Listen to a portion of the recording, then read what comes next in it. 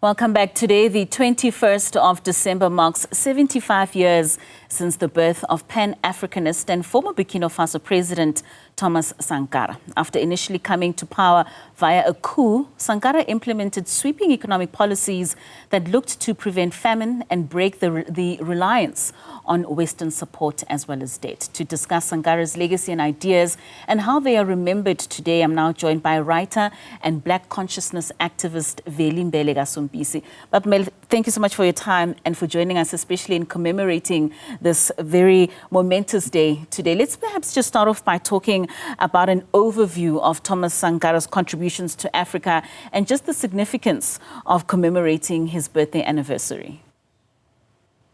Thank you so much, Oscar, for the opportunity. And I think it is an important conversation indeed.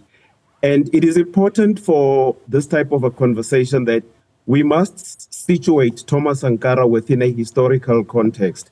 And that historical context is the fight against Western imperialism and the quest to free Africa from foreign domination. So he comes into the picture between the period 1983 and 1987 as one of those people who want to make a contribution to the fight of freeing Africa from foreign domination.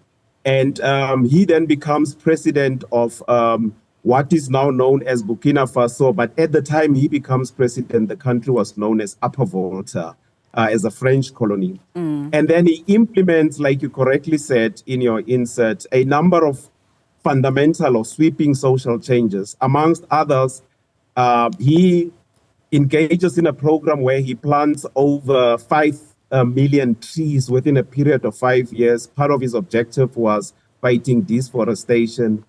He engages in massive infrastructure projects, which includes the building of railroads. And equally interesting as he does that, he involves not just ordinary Burkinabe, the natives of Burkina Faso, but in particular women who use their own hands in building kilometers and kilometers of railroad. Then he does something equally important, vaccinates children in Burkina Faso against things like meningitis and yellow fever.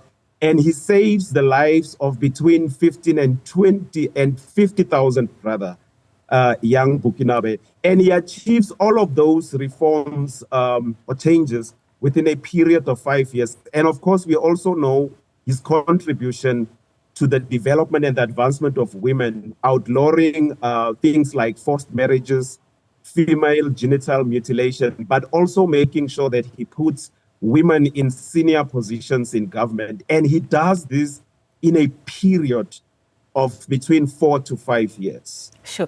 I mean, you speak of this and it shows just what a unique vision for Africa. I mean, emphasizing that self-reliance and empowerment, building roads and trees and vaccinating children, all in a period of 5 years, when we as a country are looking back on 30 years and we find that even though there have been strides and even though there has been a lot of achievements, still more could have been done. What specific aspects of his vision do you believe would be most relevant today? So one of the preponderant implications, that Thomas Sankara has for Africa, but in particular for our understanding of what an African leader should be, is that, for instance, when he renamed the country Burkina Faso, when it was known as Upper Volta, the name Burkina Faso, I think, embodies a large part of his vision, because the name Burkina Faso means land of upright people, right? And this is upright, particularly in the sense that people who've got moral character and integrity. And the fact that he was able to do those things in a period of 5 years has to do with the fact that one of his most outstanding characteristics was that he was incorruptible, right? And the reason why much of Africa today struggles to achieve basic things, right? Quality healthcare, water supply, quality education, economic control of our resources. One of the major reasons why much of Africa is struggling to achieve that, it's because many of the people that we call African leaders today did not have one of that characteristics that Thomas Sankara have, which is moral uprightness, but in particular, the fact that he was incorruptible. And for me, that is one of the preponderant lessons that Thomas Sankara teaches, right?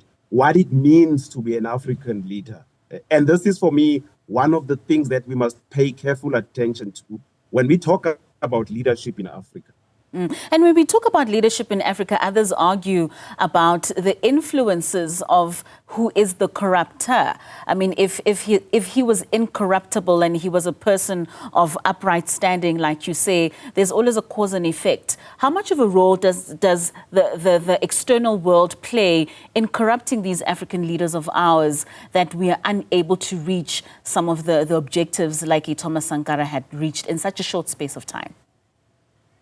Yes, remember, one of the things, right, that led to Thomas Sankara not even finishing, the program that he had put in place was the fact that he was assassinated on the 15th of October, 1987.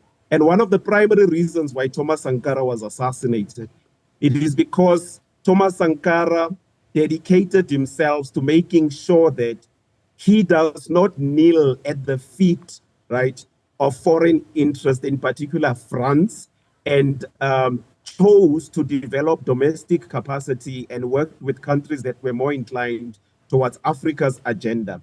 And this is because he understood that when you talk of corruption in Africa, it is disingenuous to talk about corruption in Africa as something that's endemic, right, to African leaders, because corruption has a colonial context, yes, right? And in the majority of cases, the corrupter are foreign governments and foreign multinational companies. Remember, we have over 30% of the world's natural, in particular mineral resources as African countries, with the richest country being the DRC. So there continues to be a scramble for Africa's natural resources. And so when we raise the discourse of corruption in Africa, we must always implicate foreign interests in the form of foreign governments and foreign multinational companies. And Sankara understood that distinction. Now, he also placed a very strong emphasis on youth involvement in governance and development. How can today's activists and leaders better engage young people in social and political movements? So the other thing that we need to understand about Sankara, and it's an important intervention you're making, Sankara was a young leader, right? He was a youth, so to speak. Sankara was 33 at the time he assumed the leadership of Burkina Faso.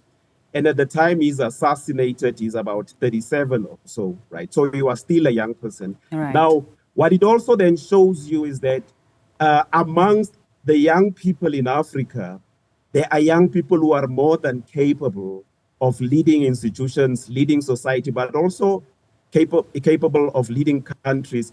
And we must have a conversation as the African continent about how we view the leadership potential and role of young people, using young people like Sankara. I mean, if you look at many of Africa's great leaders, we sometimes think they were elders and what. If you look at when they started, take Sankara, take Patrice Lumumba, take Bantu Biko, take Mangaliso Sobukwe, all of them set the world alight when they were in their 20s and their 30s, right? So it should not be something of an aberration, right, in the African continent to have a young leader in the caliber of Sankara, making those fundamental changes, because there is precedent all over Africa that many of our great leaders actually started when they were in their youth. So it should be something that we should be able to do with ease, to give, or place our faith in the young people. But of course, there are critical requirements, right? So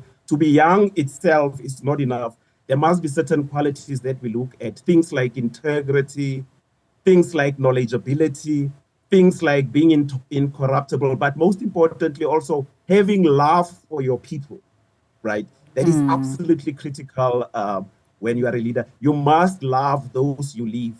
It's absolutely important. And these are some of the qualities that people like Sankara exhibited.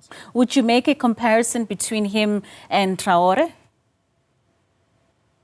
Not so much of a comparison, but a connection, right? Because they are not one and the same person, and they are acting at different epochs in history. But there is definitely similarities, right? And similarities in the sense that both Ibrahim Traore and Thomas Sankara are military men, and both of them are captains. That's one. Two, if you have been listening to Ibrahim Traore's rhetoric, Ibrahim Traore definitely draws from Thomas Sankara. I mean, he uses Thomas Sankara's slogans, homeland or death. But you also see that his fearlessness and his anti-imperialist posture is definitely drawn from Sankara, right? Now, he has also introduced a number of changes, like in Burkina Faso, and it is important to treat him as his own person acting in the context of his own historical circumstances, so that we don't end up saying to him, he is the Thomas Sankara of our current times. Because one of the things I particularly frown on is when people, for instance, refer to Thomas Sankara as the Che Guevara of Africa, right? The standard must be set by Africans themselves.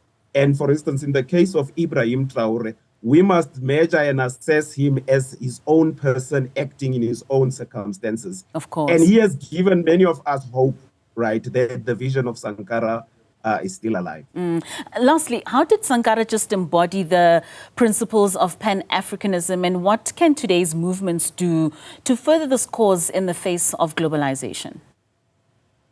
So at the heart of concepts like pan-Africanism, right, it's not so much some of the intellectual niceties, about economic unity, political unity, etc. It's also love for African people in particular, because African people, in my view, are the most unloved people in the world. And Sankara was a pan-Africanist par excellence, because his love for African people was not unpretentious. And this is why he was loved outside Burkina Faso as well. And he continues to be an inspiration throughout the Black world. So one of the key things for me is that, in the form of a lesson, is that when we talk pan-Africanism proper, right, one of the fundamental things for me is to have unquestionable and unshakable love for African people, regardless of where they are in the world, and committing your life to their upliftment. And for me, that is one of the fundamental lessons that we learn from Sankara, the pan-Africanist.